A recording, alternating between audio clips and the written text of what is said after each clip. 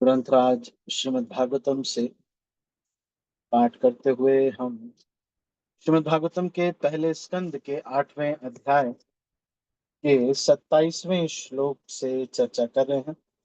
इसके साथ साथ कुछ पहले के जो श्रीधर स्वामी की जो टीका है उसको भी हम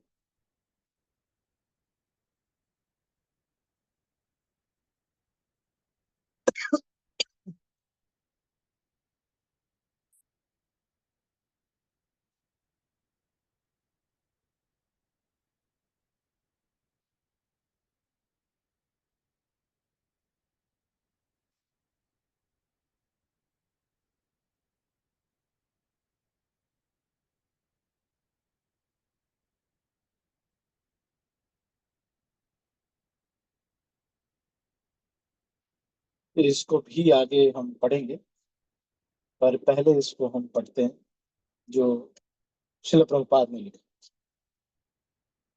नमो अकिंचन वित्ताय निवृत्त गुणवित्तये आत्मा रामाय शांताय कैवल्य पतये नमः।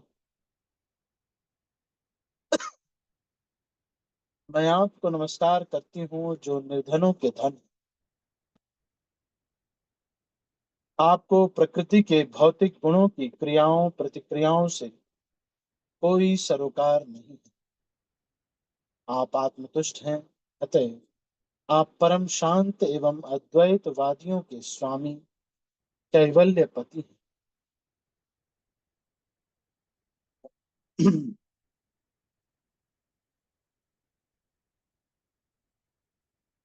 यदि जीव के पास कुछ भी न रहे तो वह समाप्त हो जाता है। अतः वास्तव में देखा जाए तो जीव पूर्ण रूप से परित्यागी नहीं हो सकते। यदि जीव कुछ त्याग करता है तो वह कुछ और अधिक महत्वपूर्ण उपलब्धि के लिए ऐसा करता है। एक विद्यार्थी अपने बाल्यकाल की चपलता का त्याग श्रेष्ठ शिक्षा प्राप्त करने हेतु करता है। एक सेवक अधिक अच्छी नौकरी पाने हेतु नौकरी छोड़ता है। इसी प्रकार एक भक्त इस भौतिक जगत का परित्याग व्यर्थ ही नहीं करता, अपितु कुछ वास्तविक आध्यात्मिक उपलब्धि के लिए करता है।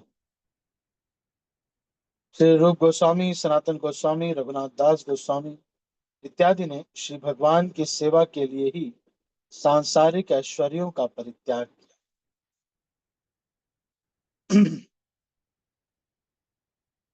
सांसारिक दृष्टि से वे महत्वपूर्ण व्यक्ति थे। दोनों गोस्वामी बंगाल सरकार में मंत्री थे।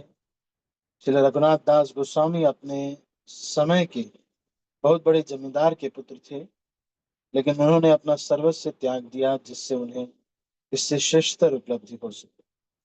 भक्तगण सामान्य रूप से संपत्ति विहीन होते हैं, लेकिन श्री भगवान के चरण कमल उनके गुह्यतम कोषागार हैं। श्री सनातन गोस्वामी के संबंध में एक अत्यंत सुंदर कथा है। उनके पास एक पारस पत्थर था जिसे उन्हें कूड़े के ढेर में छोड़ दिया था। एक जरूरतमंद व्यक्ति उसे वहां से उठा ले गया, किंतु बाद में वो सोचने लगा कि आखिर इस कीमती पत्थर को ऐसे उपेक्षित स्थान में क्यों छोड़ा गया।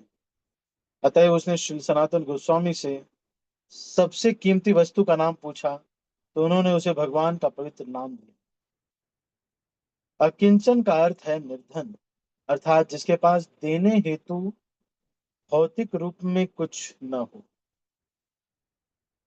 तो अकिंचन का अर्थ यहाँ पर श्रील प्रभुपाद बता रहे। वास्तविक भक्त या महात्मा किसी को कोई भौतिक वस्तु नहीं देता। तो ये भौतिक चीजें देने पर, क्योंकि उनको भौतिक चीजें चाहिए, क्योंकि वह पहले ही सारी भौतिक संपत्ति त्याग चुका होता है, लेकिन वह परम धन का अर्थात श्री भगवान का दान दे सकता, क्योंकि भगवान सच्चे भक्त की एकमात्र संपत्ति होते हैं। श्री सनातन गोस्वामी का कूड़े में पड़ा पारस पत्थर उनका धन न था, अन्यथा उसे ऐसे स्थान में रखा न गया होता। यह विशेष उदाहरण नव जिज्ञासु भक्तों के समक्ष रखा जाता है, जिससे उन्हें विश्वास दिलाया जा सके कि भौतिक लोभ तथा आध्यात्मिक उन्नति साथ साथ नहीं चलती।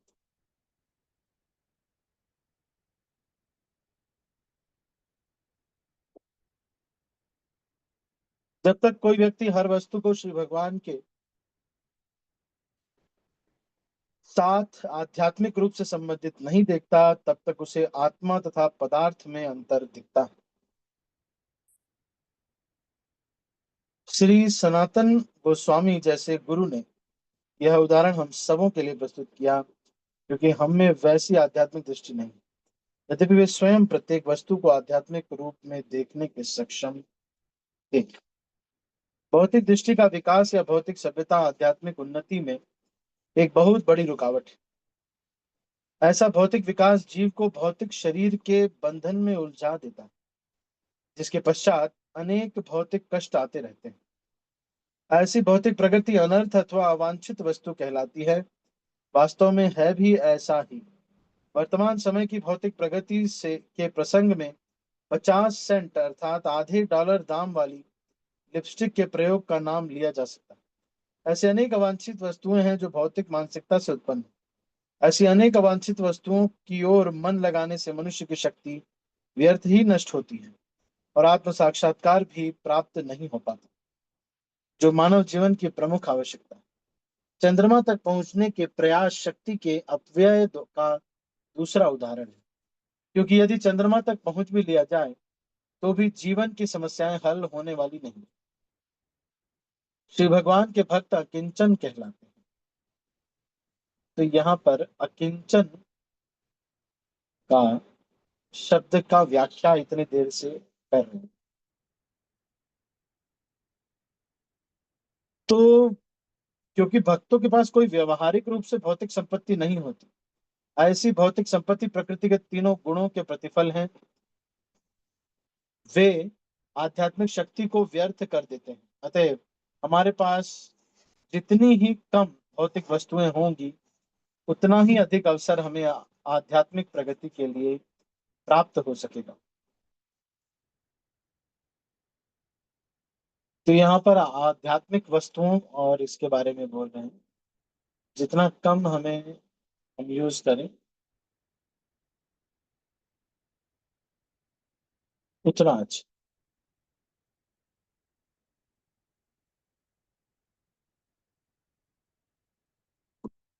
पूर्ण पुरुषोत्तम भगवान का भौतिक कार्यकलापों से किसी प्रकार का प्रत्यक्ष संबंध नहीं होता। उनके समस्त कार्य जो इस भौतिक जगत में भी प्रदर्शित होते हैं, आध्यात्मिक होते हैं और भौतिक प्रकृति के गुणों से अप्रभावित होते हैं। श्रीमद् भगवद गीता में श्री भगवान कहते हैं कि उनके समस्त कर्म, यहाँ तक कि इस जगत में उनका आविर्भाव तथा तिरोधान भी दिव्य होता है, और जो इसे ठीक से जान लेता है वह इस जगत में फिर से जन्म नहीं लेता, बल्कि भगवत धाम को वापस जाता है। भवरोग का कारण भौतिक प्रकृति पर प्रभुत्व जताने की लालसा है। यह लालसा प्रकृति के तीन गुणों की अंतः प्रतिक्रिया से उत्पन्न होती है, और न तो श्री भगवान न ही भक्तगण ऐसे मिथ्या भोग के प्रति आसक्त होते हैं। अतएव श्री भगवान तथा भक्त निवृत्त गुणवृत्ति कहलाते हैं। पूर्ण निवृत्त गुणवृत्ति तो परमेश्वर है, जो भौतिक प्रकृति के गुणों द्वारा कभी आकृष्ट नहीं होते, लेकिन जीवों में ऐसी प्रवृत्ति पाई गई है। इनमें से कुछ भौतिक प्रकृति के भ्रामक आकर्षण में उलझ जाते हैं। चूंकि श्री भगवान भक्तों की संपत्ति हैं और भक्तगण उसी प्रकार भगवान की संपत्ति हैं, अतः भक्तगण भी निश्चित रूप से प्रकृति के गुणों से परे होते हैं। यह एक सीधा सा निष्कर्ष है। ऐसे अनन्य भक्त उन मिश्रित भक्तों से भिन्न हैं, जो दुख तथा दरिद्रता को दूर करने हेतु या उत्सुकता या तर्क के कारण श्री भगवान के पास आते हैं।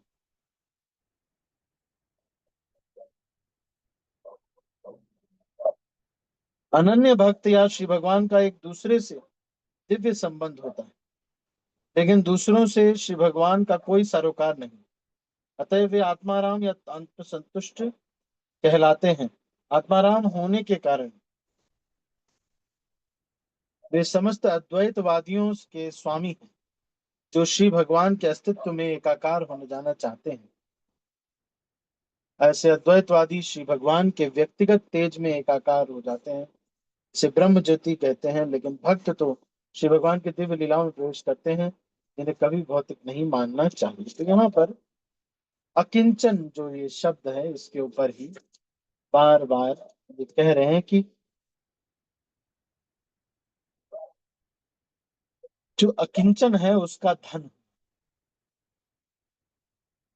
जो अकिंचन है उसका धन हो। नमो अकिंचन वित्ताय, अकिंचन का वित्त पैसा, वो ये समझता है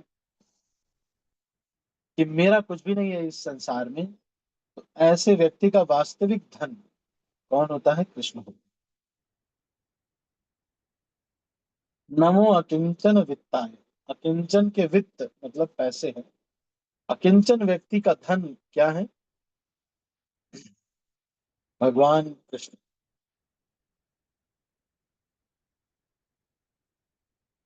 निवृत्त गुण वृत्त, निवृत्त मतलब भौतिक गुणों की क्रियाओं से परिपूर्ण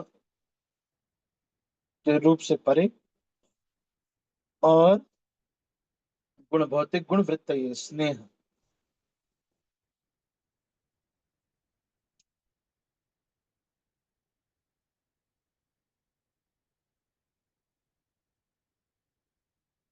कैवल्य पतये, अद्वैतवादियों के स्वामी को प्रणाम। तो यहाँ पर अकिंचन होने के बारे में कह रहे हैं कि कोई व्यक्ति अकिंचन बनता है,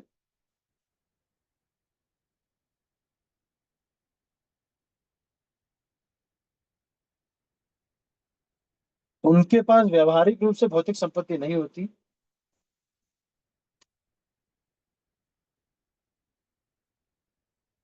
अकिंचन का अर्थ निर्धन, अर्थात जिसके पास देने हेतु भौतिक रूप में कुछ न हो। वास्तविक भक्त या महात्मा किसी को कोई भौतिक वस्तु नहीं देता। फिर यहाँ पे कह रहे हैं भवरोग का कारण भौतिक प्रकृति पर प्रभुत्व जमा जताने की लालसा है। ठीक, तो आगे पढ़ते हैं।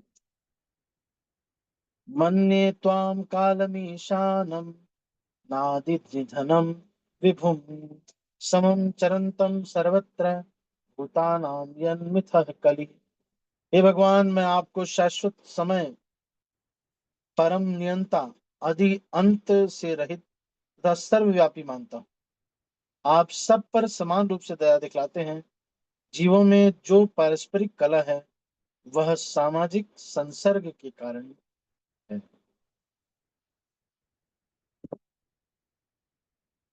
कुंती देवी जानती थी कि भगवान श्री कृष्ण न तो उनके भतीजे हैं, न उनके पितृकुल के सामान्य पारिवारिक सदस्य।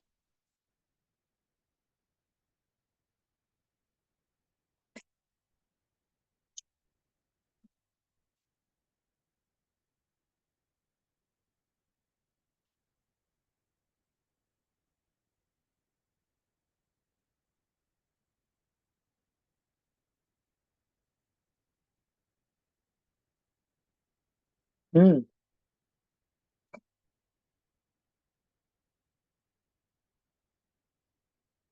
वे अच्छी तरह जानती थी कि श्री कृष्ण आदि भगवान, जो परमात्मा के रूप में प्रत्येक के हृदय में वास करने वाले हैं। भगवान के परमात्मा स्वरूप का अन्य नाम काल या शाश्वत समय भी है।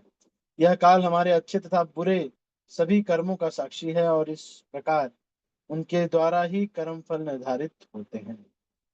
यह कहने से कोई लाभ नहीं कि पता नहीं हम क्यों दुख भोग रहे हैं। हम उन दुष्कर्मों को भूल सकते हैं जिनके कारण हमें इस समय कष्ट उठाना पड़ रहा है, लेकिन हमें यह स्मरण रखना चाहिए कि परमात्मा हमारे नित्य संगी हैं। अतः वे भूत वर्तमान भविष्य सब कुछ जानते हैं, और भगवान श्री कृष्ण का परमात्मा स्वरूप ही समस्त कर्मों तथा फलों को निर्धारित करने वाला है। अतः वे परम नियंता भी हैं। तो हम सब लोग को क्या करना चाहिए एक्चुअली? उनकी अनुमति के बिना एक पत्ता भी नहीं हिल सकता। जीवों को उनकी योग्यता के अनुसार स्वतंत्रता दी गई है, और इस स्वतंत्रता का दुरुपयोग ही दुख का कारण है। भगवत भक्त इस स्वतंत्रता का दुरुपयोग नहीं करते, अतः वे श्री भगवान की अच्छी संतानें हैं। अन्य मनुष्य जो श्री स्वतंत्रता का दुरुपयोग करते हैं, सनातन काल द्वारा कष्ट को प्राप्त होते हैं। काल ही बद्ध जीवों को सुख तथा दुख दोनों प्रदान करना करता है। जब यह सब काल द्वारा पूर्व निर्धारित है। जिस प्रकार हमारे न चाहने पर भी दुख आ जाते हैं, उसी प्रकार बिना मांगे सुख भी मिल सकता है, क्योंकि सुख दुख काल द्वारा पूर्व निर्धारित होते हैं। अतएव श्री भगवान का न तो कोई मित्र है न शत्रु। प्रत्येक व्यक्ति अपने ही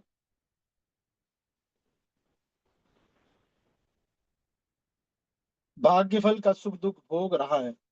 यह भाग्य जीवों द्वारा सामाजिक संघर्ष करते हुए निर्मित होता है। यहाँ प्रत्येक व्यक्ति प्रकृति पर प्रभुत्व जताना चाहता है। अतएव प्रत्येक व्यक्ति श्री भगवान की अध्यक्षता में अपना भाग्य बनाता है।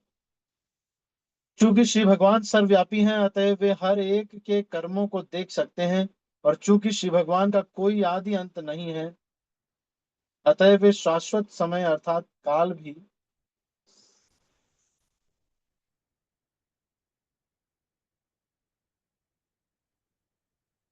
प्रत्येक व्यक्ति शिव भगवान की अध्यक्षता में अपना भाग्य बनाते हैं। चूंकि भगवान सर्वव्यापी हैं, अतएव वे हर एक के कर्मों को देख सकते हैं।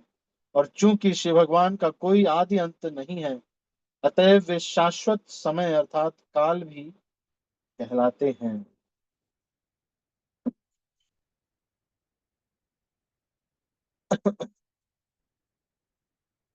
ठीक है, तो अभी इसको यहीं पर क्लोज करेंगे। मैं थोड़ा सा टायर्ड फील कर रहा हूँ। मैंने पूरा होल डे मेरा काफी हेक्टिक रहा।